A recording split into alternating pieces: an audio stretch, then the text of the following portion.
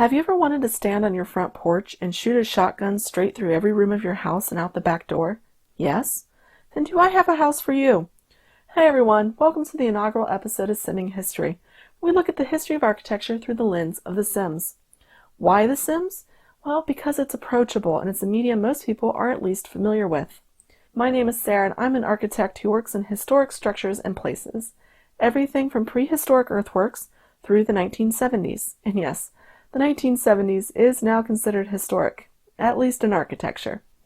Anyway, today on Simming History, we're going to take a look at the American shotgun house.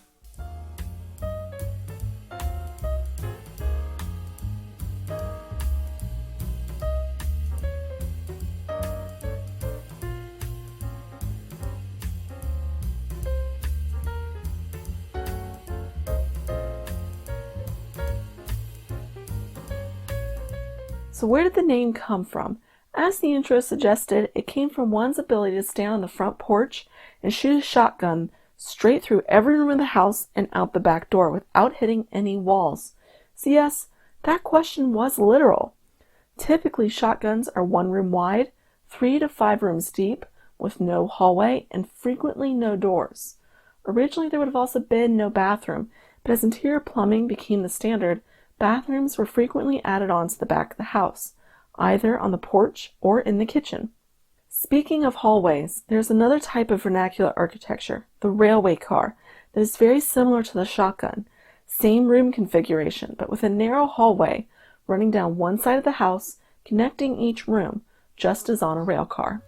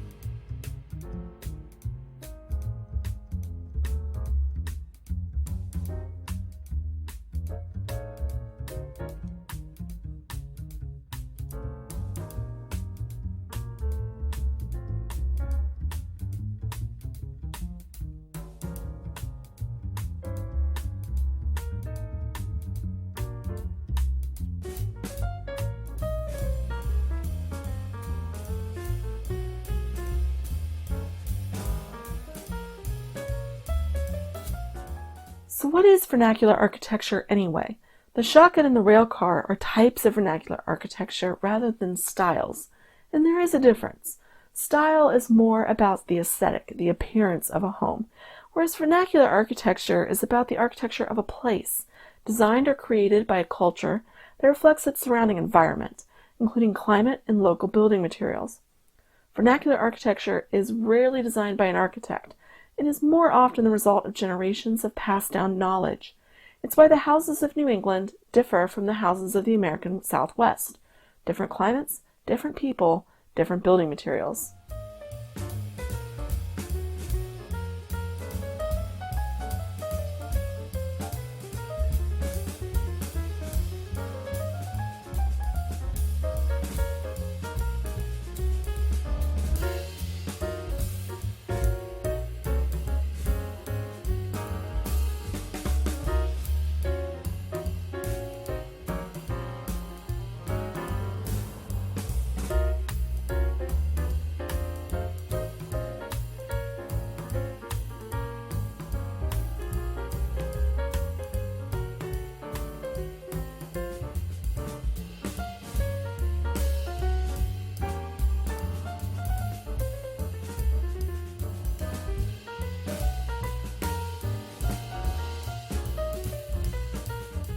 Because the shotgun is a vernacular type, it actually comes in several styles.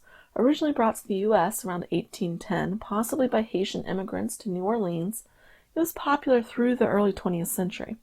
That's about 100 years, and as shotguns were built, they were built in the latest styles of the time, including Victorian, Italianate, Eastlake, Greek Revival, and even Craftsman. And there were a lot more styles than the ones I just mentioned in those 100 years.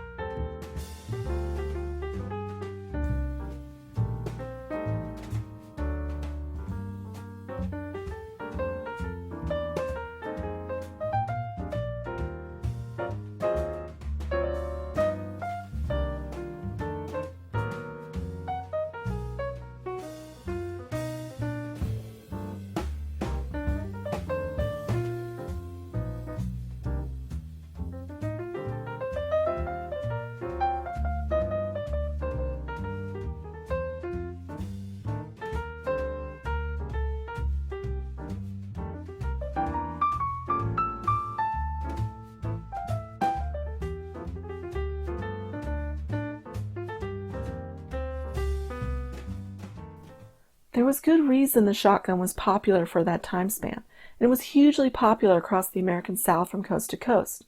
They were cheap to build, and they made good use of narrow lots or allowed larger lots to be split up, fitting more families on the same piece of land. Employers built shotgun neighborhoods to house their employees, and the U.S. government built shotguns for public housing.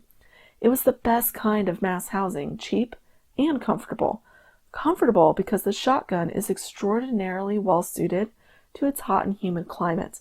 The interior height of the rooms allow heat to rise up and away from the occupants, and the end-to-end openings allow for good cross-ventilation, as well as the theoretical trick shot. Cross-ventilation can keep a home cool even in the worst of summers. So pro tip, if your air conditioning ever goes out, open windows and doors on two opposite ends of your home. In the U.S., the best sides for this is east-west, as our winds are westerly or coming from the west.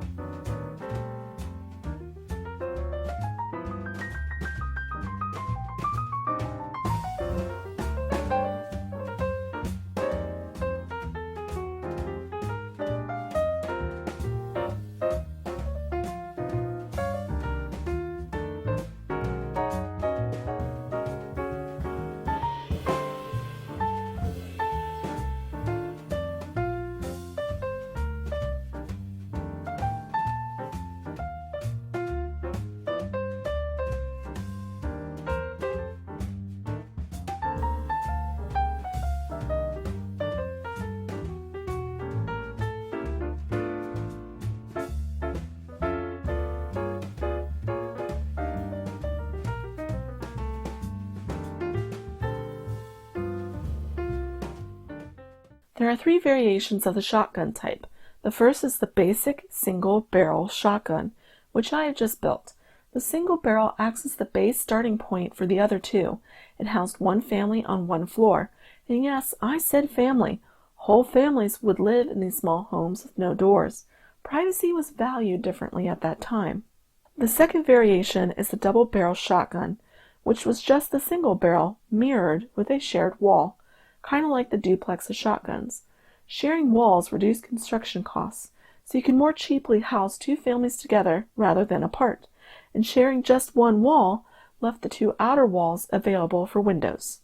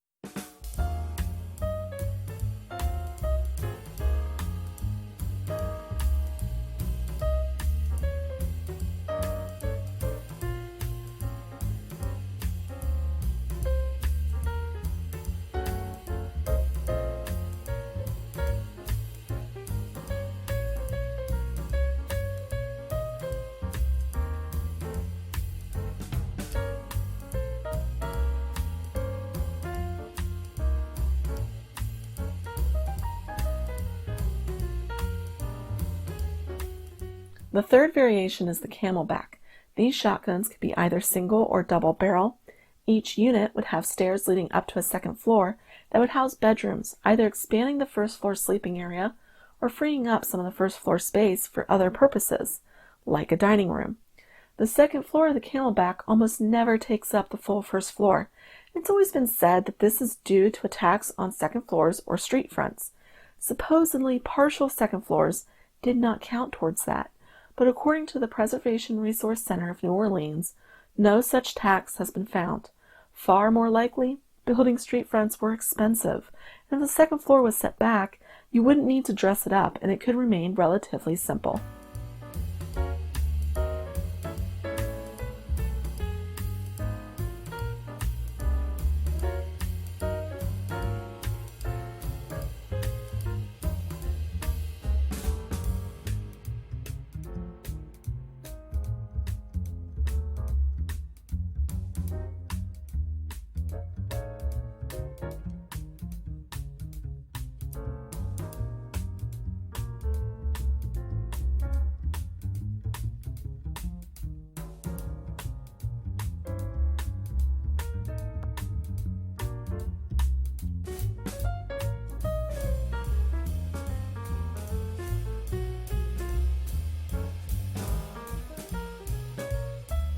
Although these homes were once all the rage, in the 1910s and 20s they fell out of favor as people began to value privacy more.